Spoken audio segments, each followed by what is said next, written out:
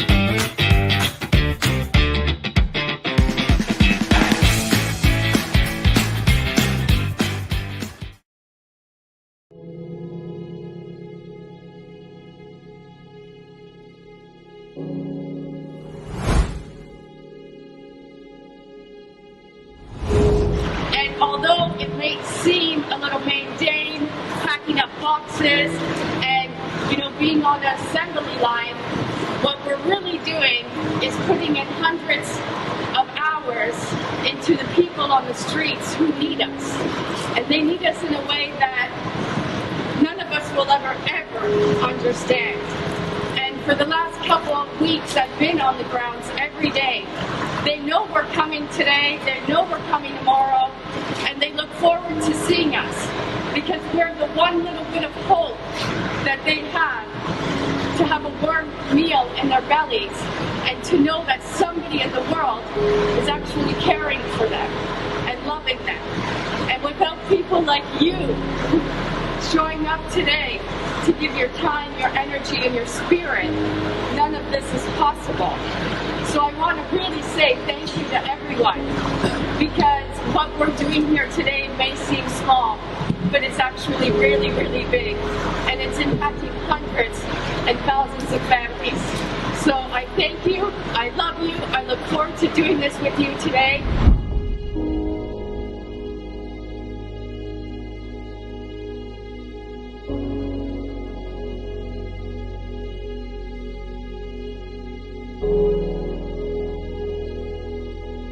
My name is Serena Buffalino, and I am the founder of Help Heal Humanity.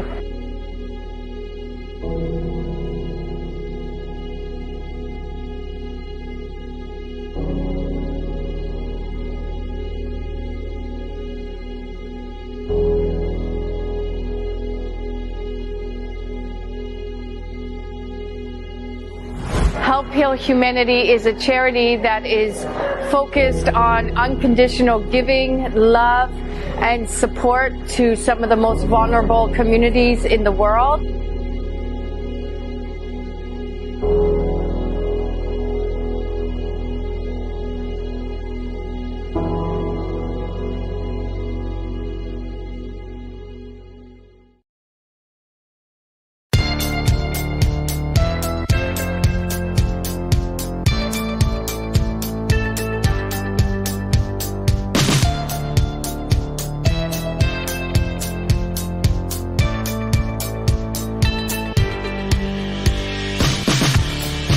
Friday, everyone. Your real worth isn't defined by your net worth. What makes you valuable is how you use what you have been given. All of us have gifts. Make sure you're making the most of yours. Have an amazing Friday.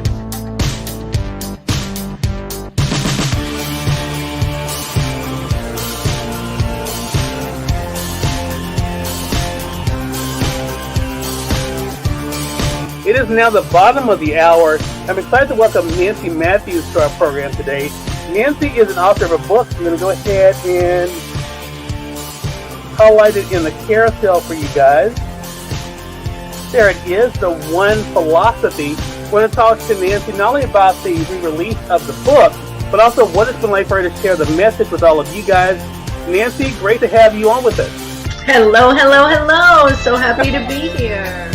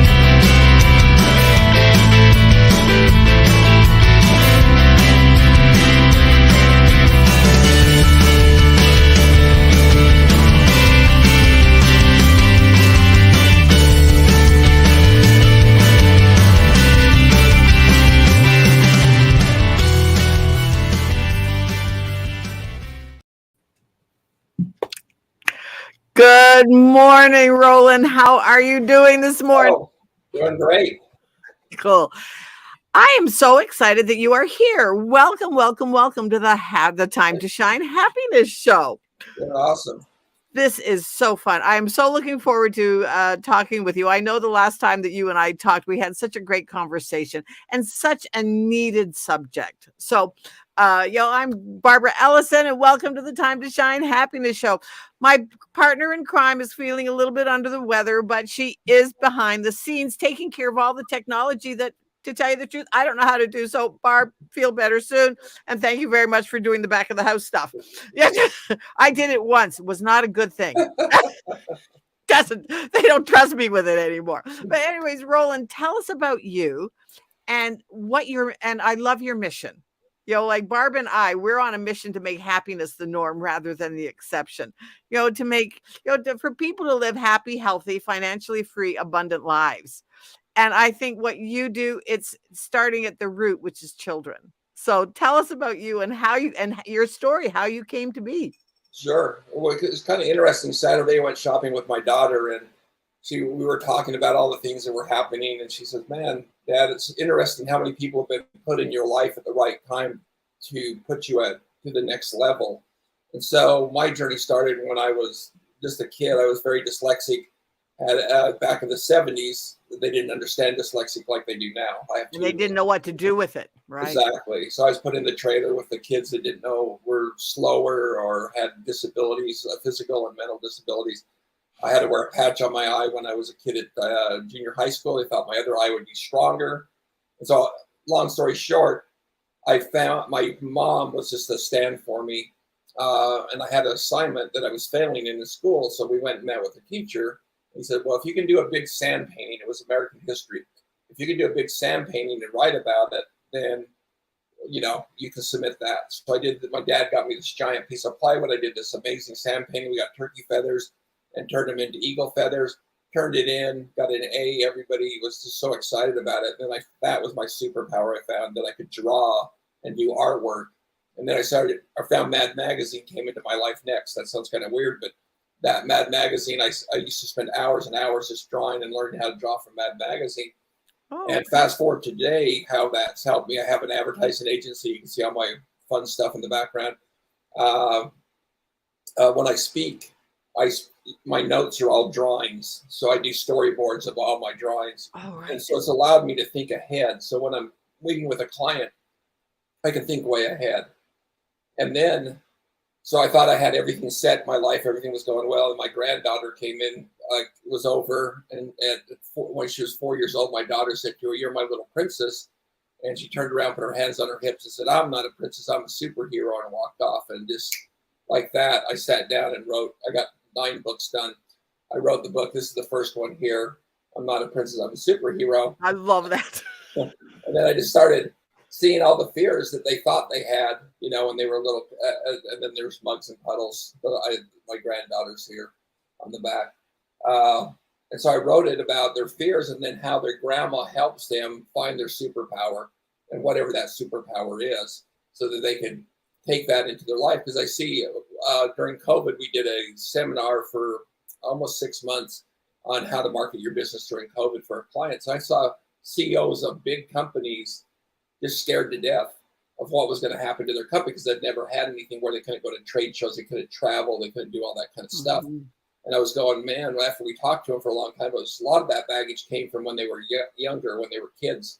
And so I said, what if we could take some of that baggage away? And so even though things got tough, you could have a superpower you could fall back on. I have 2 grandsons. One, you give him a ball, he can play golf, tennis, anything you give him, he's just an expert at it. It's just natural for him. His brother, that's a year younger than him, doesn't have that ability. And so he came to me one day and said, "Grandpa, Cole's just so good at everything. And, I'm not." And I said, "But Keith, you have a different superpower." And he goes, "What's that?" And I said, "You can tell me everything about a bug, an orchid. You can tell me everything about a rock." He said, "Oh, that's my superpower. I don't have to have my same superpower as my brother." And it just holy cow, I didn't even realize that. Right. And sometimes that's one of the things that I work with clients is who are they within what they do? And so often people, and especially men, mid-age men, I tend to work with the baby boomers that they have no idea of who they are outside of their job description or their job title. Yeah. And it was exactly the right thing. It stems back from when they were kids. And lots of them are in business because it was a family business. That was what was expected of them. And there was no other choice. Yeah. So they just automatically assumed that that's what they were going to do. And now they're facing, they're in their late 50s. They're facing retirement. And it's scaring them. Loss of identity, absolutely huge. Yeah. And so this is so fun that you're getting kids when in their impressionable years. Yes, because I just watched my granddaughters when they were over. They just took, and I have also I just got the proof the other day, and it's a kind of a superpower workbook. It helps them create who they are, their superpowers, and everything. And they spent hours and hours with it. They were so excited to start seeing what they were good at. And it was just real interesting to see them play back and forth and see how, they go, wow, you can, because they're really close as sisters, and they'll go, wow, Camden, or Puddles and Muggs, they'll call themselves that. They'll say, you're good at that. You can do that better than anybody. And they would just compliment each other, and then they would just be excited. Because there's nothing like a little kid. We have a thing on how to make a Superman cape in here, or superhero cape. And they made their capes. And just to watch them jump off of the log 15 times like they're flying, and how excited they were that they, saw that kind of stuff. Right. Wow. Yeah, it's such a needed thing. So I was just reading an article, and I'm in the wellness space, and I was just reading an article about sugar and how sugar impacts kids. Yes. And, so that what do they live on? They live on candy and pop. And then, but what's happening is in their brains, it's giving them the symptoms of, and then they're being labeled as ADD or ADHD. Exactly.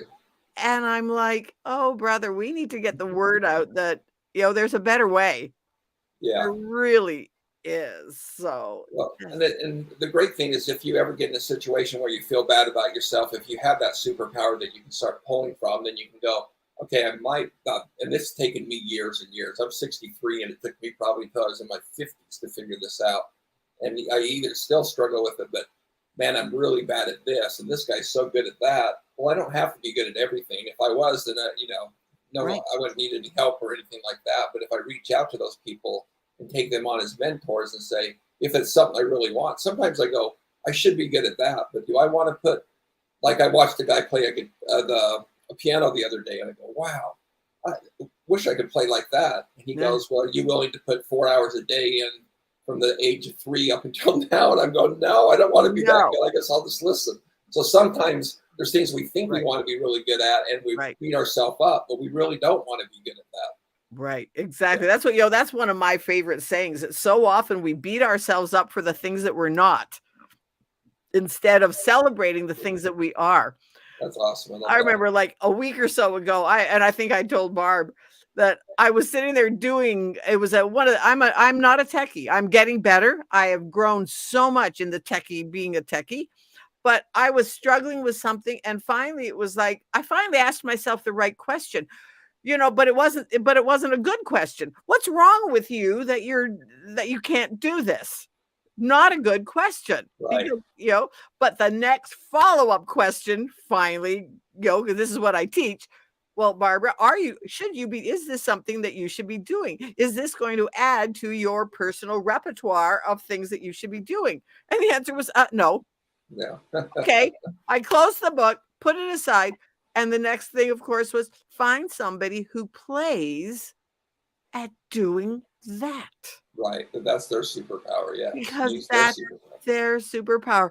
It wasn't something that I was supposed to be doing. Exactly. And it was like, the light bulb goes on, and all of a sudden you're like, yeah, why? Where was it? Where was that? An hour ago, because you just get so frustrated. Yeah. And one of the other things I think that we have to watch as parents and grandparents, because grandparents are playing bigger and bigger roles. And I know that if our grandkids could live next door, I'd love it. My daughter wouldn't, my son-in-law probably wouldn't like it. But what I've noticed is that sometimes we take our fears and give them to our kids. Yep. We were scared of horses, or we were scared of this, and we're saying, no, you can't do that because the dog will bite you or whatever. Right. And I saw that. I had my grandma when I was growing up. She was very worried I was dyslexic. She was very well off, and she always sent me articles. Well, this guy can't read, and he's a millionaire, so you'll be able to support a family. Just tons of that stuff. Mm-hmm. It was so much fear on me. I had to give it back to her, which sounds really weird. And one day I just said, those aren't my fears. Those are my grandma's fears. Here you go. You can have them back.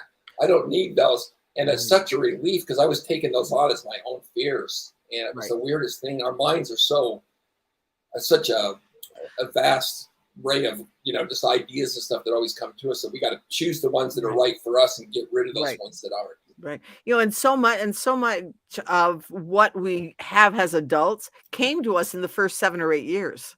Yes. From birth to 7 or 8. And now we have to unlearn so much. And sometimes they can be just the littlest things. Like I was always told that professional women don't wear bright red lipstick. Well, Wow. guess what?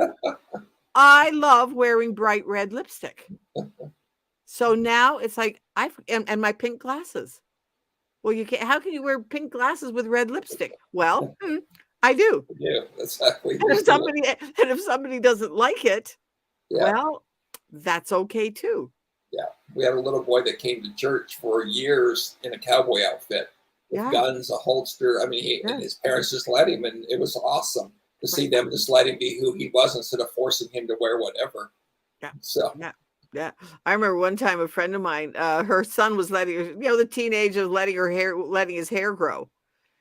And I just went, you know what? Let him do it. Yeah. He'll get tired of having to take care of it. He'll get tired of, and the biggest thing, he'll get tired of guys telling him that he looks like a girl. Wow. And of course, a few months later, of course, that's exactly what happened. Yeah. He came one day because I was I'm the hair cutter of the family. And he came and he said, "Okay, Miss Barb, you got to cut my hair short." I'm like, "Oh, okay, great." Yeah. That's it, right? Yeah. I just cut mine was down to here. I just cut it because my granddaughters would call me a girl all the time. That's not right. Yeah. So sometimes we just have to get past the labels that people have put on us. So tell us about your charity. I know that would be a great thing to talk about. Yes. So, and that's something that really set me on the path. So our first daughter, when she was born with lots of physical handicaps, she passed away about 3 months after she was born. But that kind of set me on that path of really, I don't know, I just had a heart for them so much. I worked in a halfway house for a while and taught adults how to count money and how to do laundry and stuff like that so they could live on their own. And that was just like, I mean, it was such a joy when I would sit there and cry with them when we'd learn how to count $5 and change, and that's a problem for them. For me, I didn't even think about it, Right. Well, that's exactly it. Yes. And so then there's a place in San Antonio that was built by this amazing man, and his daughter is, they were in Las Vegas. His daughter's probably 6'5", and she's autistic. And the kids came over to see if she wanted to play basketball, but when they saw her she couldn't play basketball, they went, "Oh, okay," and they backed off. So he was lucky enough to sell his business for a lot of money. And he said, "We need to have a place that people can come and be who they are and not have to worry about not fitting in." So he built this amusement park, but it's much more than an amusement park here in San Antonio. I mean, it's like Disneyland. It's top notch. And anybody with any kind of disability, no matter if you're in a wheelchair, any learning disability, anything, you can ride any of the rides. You can participate in any of the activities or anything. In fact, opening day, they had this Jeep ride that had a top on it. And this young man came in a wheelchair that was super tall. He had to almost stand up in it. And he couldn't get on it. So they took a saw and cut the roof off so he could ride in it. And then they reconstructed the whole ride. So that anybody can ride in it, and there's no charge for anybody that has a disability or their family. So all the money that they make, and him being a businessman, he built this park, and then he just built a water park, and Microsoft's got some stuff in there, and then he's got a whole sports league place he's built and educational systems. But he bought a giant piece of land, and there's hotels now, there's gas stations, but all those companies pay rent to Morgan's Wonderland. So Morgan's Wonderland will have cash flow coming in forever so that they can continue to offer the free. Because he said there will never be a time that a handicapped kid or his family cannot come in and be part of it. And so it's just it's an amazing place. And so I was volunteering there, and this little girl was in a wheelchair. That's in San Antonio, right? Yes, in San Antonio. Yeah. And you can Google just Morgan's Wonderland, and it shows amazing pictures, all the things that they're doing. And he's really involved with the Down Syndrome Association and some other stuff like that. He's kind of dedicated his whole life to helping these kids out. And his hundreds of millions of dollars and his friends' money and everybody else's money, he's very good at getting to help them out. But this little girl was laying in a wheelchair. She had a drool bib on because and she was she looked up at me and said, "Are you an angel of God?" I always cry during this part because this was the best day of my life. And all I was doing is open the doors for her. And right that minute, I said, man, every little kid should feel this way. You know, I'm looking at her, feeling bad for myself at times because I don't have the nicest car, or I don't have this, or I don't have that. I'm sitting there, this girl's so happy. And in my eyes, at that point, she didn't have much. Right. But she really did. But she had everything. She had everything. She gave that to me. Yeah. And so it was just like, boom. Then it even opened up wider. And then when my granddaughter said that, then it just kind of opened up for everybody that everybody can. She had a superpower to touch me. And I'm sure she's gone on to do other things like that. So I've had a lot of people, and one of my biggest teachers was paralyzed from the neck down when he was a kid. He jumped into a flume. He was the one that taught me how to draw. I used to live next door to him. I'd crawl over his fence when I was like 10 years old. And I'd go into his bedroom. That he had this big glass bedroom. And he could only draw with this part of his hand. But he became an artist that was in. Wow. This was back in the 70s. He was mayor of our town. He was got married, had one child. They told him he'd never be married or have a child. He painted, his paintings are hanging in museums. He was this incredible young man, and so he taught me a lot that way. So those people were just started putting in my life, so that hopefully I can take it and generate it more, farther. And and to pay it forward, and it just shows the power of determination. Yeah. And the power of persistence, and the power of not giving up. Right. But we all need mentors to help us do that. Yes.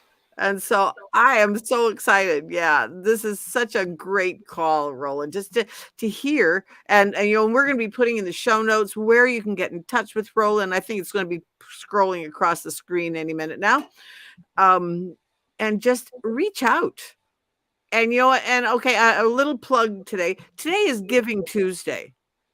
And there are many, many places to give to worthy causes that we know are going to go to a specific thing. So if that's, so I'm encouraging you to reach out to Roland, and today's Giving Tuesday. Yeah. And in fact, if you go, the book just went on, the ebook just went up last night. Cool. And so we have it for zero cost if anybody wants to download it for the next 6 days, I believe. So they can share it with, the great thing is I want the book to be read with like a grandma or a mom or a dad or a sibling, because in the back it has you list your superpowers. It talks you how to build your own cape. But what it asks you to do is that as you're going through it is to share your superpowers with your kids and start talking about that more openly. That you had some struggles and you were able to overcome them. Sometimes we think we're the only ones in the world that have those struggles, and we don't realize that other people are going through the same thing. Right. And sometimes we judge people because they're going through something and we really don't. Right. Right. Yeah. It's one of the things that a friend of mine and I talk about is that, if you have thought it, if you have felt it, if you have been through it, and if you have survived it, then you need to share it. Yes. Because somebody else is in one of the other stages. Yes. And that is absolutely so true. Well, one of my goals is to talk to everybody in the world. So when I go grocery shopping, it usually takes me an hour and a half because I talk to everybody. Some people don't want to talk, and sometimes it's just me complimenting them. But I'm surprised that some, we live up in kind of the hill country in Texas, and there's some older guys that have beards down to here and this long hair, and they're pretty rough guys, and I'll go up and compliment them on their beard, and they go, "You're the first one that's ever said complimented me on that. Everybody else, or whatever." But it's just nice to talk to people and let them know there's someone else out there, even if it's just a hello. We were at McDonald's the other day with our granddaughters. It's the only place they'll eat. We've taken them to fancy restaurants. They won't eat there because they have chicken nuggets. That's exactly. And I had my granddaughter write, "You're beautiful and awesome." This little girl was going back and forth 100 miles an hour. She was frowning. So my granddaughter went up and gave that to her, and she just stopped and hugged it. And she said, "I can't, put it in her pocket. So I'm going to carry this with me all day." And it was just like that little thing was just something that was just fun for her, Right. And for my granddaughter, she was just surprised the girl wanted to give her a hug and all this stuff. So, right. And I think it's just such an encouragement And sometimes that's all we need. And it Yes. can be something as simple as a smile. Just smile at someone, a genuine smile, not one of those, Exactly. but a genuine smile. And it can uplift people. And it's like all of a sudden they'll smile back at you. Like I always loved that movie Patch Adams, Yes. where he hung from the tree. Yeah. And this woman was like, but then all of a sudden she turned around and laughed. And that's when you know you've made a connection. And that's what it's all about in this life. We need to connect with people. And right now, I think so many people have forgotten how to connect, how to have community. Because of all the craziness. I mean, we have a whole generation of kids that started out and they have no idea of facial expressions. Right. Well, it's interesting. I have a Sunday school class, and before I started, I said, "Is there any questions you have about the world, about marriage, about business, about interaction, anything?" And at first, they were looking at me, "What are you talking about?" And now they're starting to ask questions, going. And I'm surprised. They're 16 to 18-year-old kids, and I'm surprised at how much they don't know about this stuff. And so now some of them are texting me saying, "You talked about business. What about this?" And they had no idea about even paying rent at some point, right. Because they've been so wrapped up in other stuff. And so anybody we can reach out to, they don't have to be someone with special needs. That's great, but it can be the kid next door that there's a kid at church, he wears his hair down to here and it's long, and he never talks to anybody, and I always go up and whack him on the back as hard as I can and go, I pull his hair out. I said, "Love your hair, man. I wish I had hair like that." And every time he sees me, he smiles a little bit because he gets pushed back on. Just because it's not his hair, but it's just overall he's not real excited about being anywhere, and he just needs someone. And who knows? I might never touch him, or he might call me one day and say, "I really need to talk to someone." Who knows? Right. But as long as we're open to be there. Exactly, and just letting people know that you are. Yes. That's one of my things. Is just, hey, you know what? Reach out. Let's chat. Yeah. Chat, like talking is free. Let's just chat. And now, especially with Zoom, I mean, look at this. You're in Texas. I'm in Illinois. I'm near Chicago, and yet here we are talking. And Barb is in Wisconsin. Wow, you guys are in snow, and I'm in sunshine. We're going to be 78 today. Oh, I don't want to hear it. It's going to be in like the 30s here. Although a friend of mine lives near Amarillo, and she had snow before I did. Oh, wow. Okay. She lives in the north. Yeah. In the Panhandle. And she had snow before I did.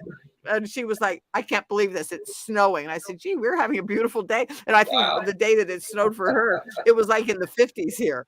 And so you never know. But those are the things that connect us. I mean, we connect about the weather.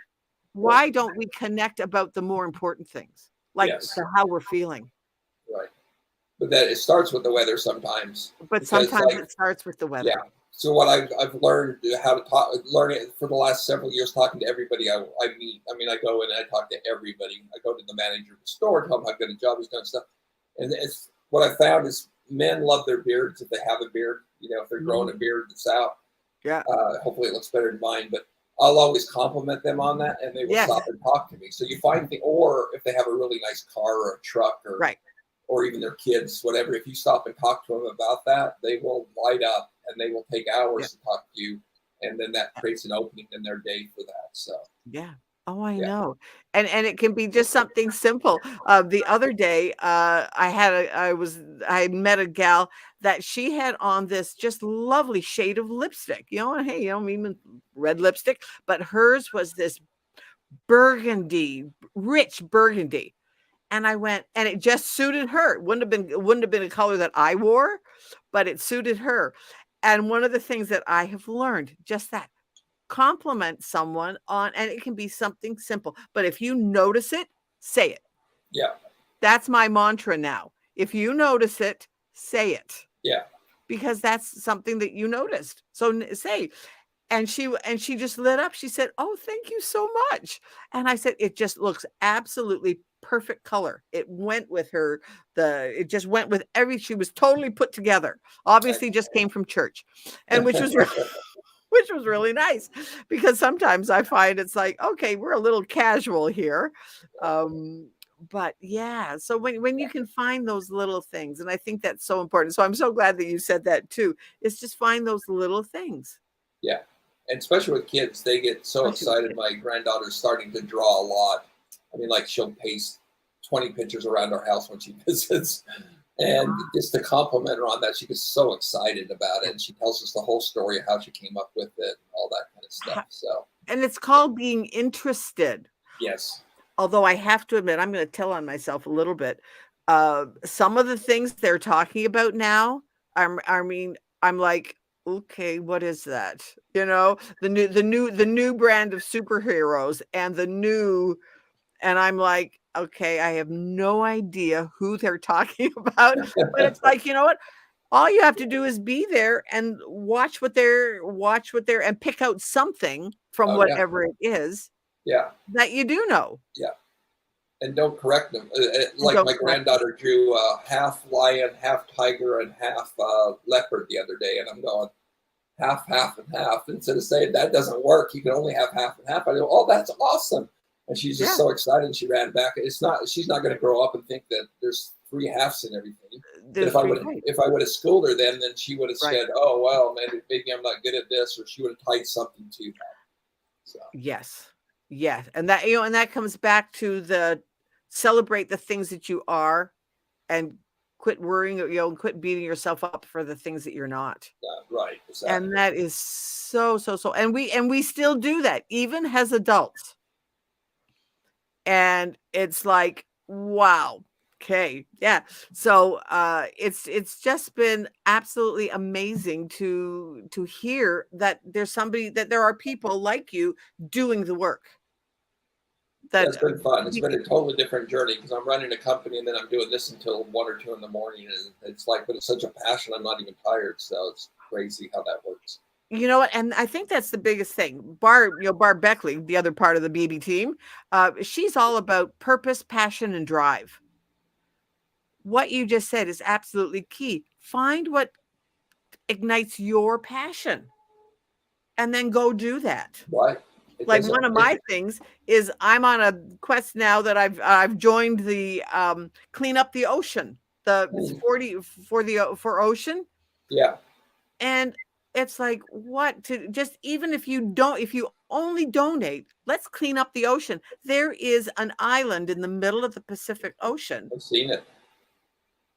That is miles. And all it is debris. Yeah. It's killing the marine life. And we need to do something about it. So when you find that thing that you are passionate about, then go do it and see what they need. They all need donations. Yes, absolutely. But sometimes they need workers. Yeah, sometimes they money, need, there's always a way. Yeah, right. Yeah. They need people to talk about it. Yeah. Which is why I had, Roland on the show. Yeah. Let's get the word out that there is something out there for kids that have special needs. Yeah. So exactly. Well, if they just go to mugsandpuddles.com, I have the why. I have all kinds of stuff on there. They can even do free downloads for their kids, their sheets and stuff like that. So feel free to come, and I'll keep everybody in the loop. Amazon is a new experience for me, so I keep submitting my book. And they say, well, you have a quarter of an inch here. You got to move over. You got to do this. You got to do that. And it always takes them 72 hours. So it's taken me forever to get the print book up, but it's exciting. So I think we just got to keep pushing it, even if we're old and corrupted. We're old and grouchy. We got to keep going. The thing is that so many people and I think because I work with the baby boomers that are getting into the retirement age, is that, what? Just because you retire doesn't mean you retire. Oh, exactly. Look how much wealth and knowledge you have. I mean, I've been coaching younger people on business, and I'm just going, yep. I take it for granted. I tell my wife, I said, I can't believe they didn't know that. She said, yeah, but you've been doing it for 38 years. They're just starting. You didn't know it either. Yeah, exactly. So share that knowledge, because everybody shouldn't have to start over. If they could stand on my shoulders and see 30 years in the future, and then someone else and someone else. It's like, I was watching Henry Ford the other night, and what he created, and all the car makers have stood on his shoulders and just, exploded with what they've done. Because he had the vision. I mean, a few weeks ago, I talked to a young man, and he's in e-commerce. And we were just doing a meet and greet of just chit-chatting about, how we could collaborate and all that kind of stuff. And so then he said, well, Barbara, what do you do? And I said, well, before I talk about what I do, let me ask you a question. You've just told me that you're all into this e-commerce and you're building this business. Who are you within that? And he looked at me and he was like, what? I said, who are you within what you've just told me that you do? And Roland, he had absolutely no idea. But then he went, that's a really interesting question. And I knew at that moment that he had expanded his horizon to not just be about business. Right. Who are you as a person? Because your business can change. Yeah. Your tools can change. An electrician can get 5 different hammers, but that doesn't, or a construction worker can have 5 different hammers, but he's still a construction worker. Yeah. Because that's what, and if he loves it, then it doesn't matter what the tool is. And he was like, all right, and it's like, that's the keys that we can give to the younger generation. Yes. Well, if you take a second to watch Simon Sinek and his why, the power of why.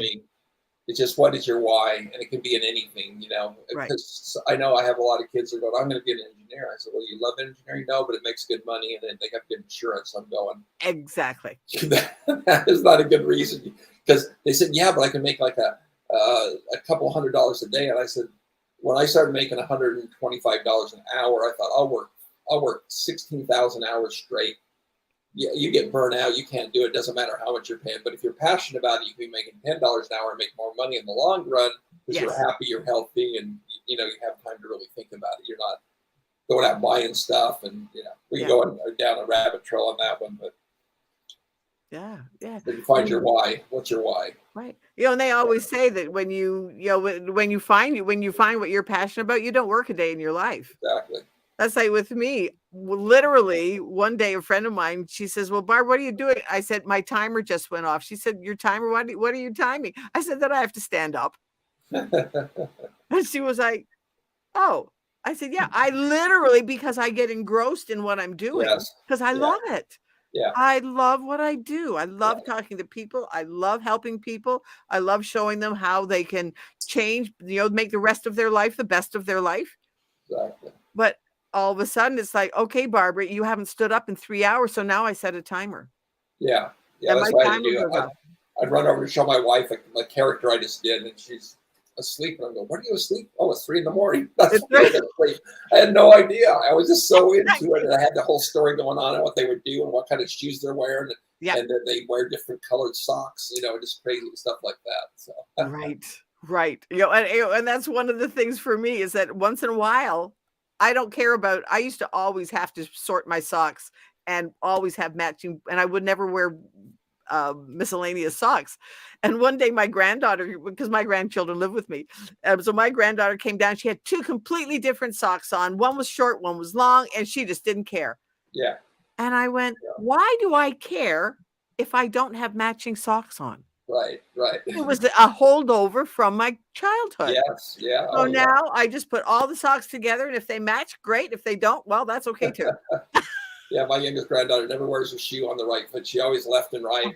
And I'm always I said, Puddles. And she goes, what? I said, your shoes. She said, oh, doesn't matter to me, Grandpa. And I'm going, okay, it doesn't matter to me either. She just loves it. And she just doesn't. I think she does it now just to tease me, but. Right. All right. Well, Roland, this has been such a blessing to have you on. We'll have to have you come back.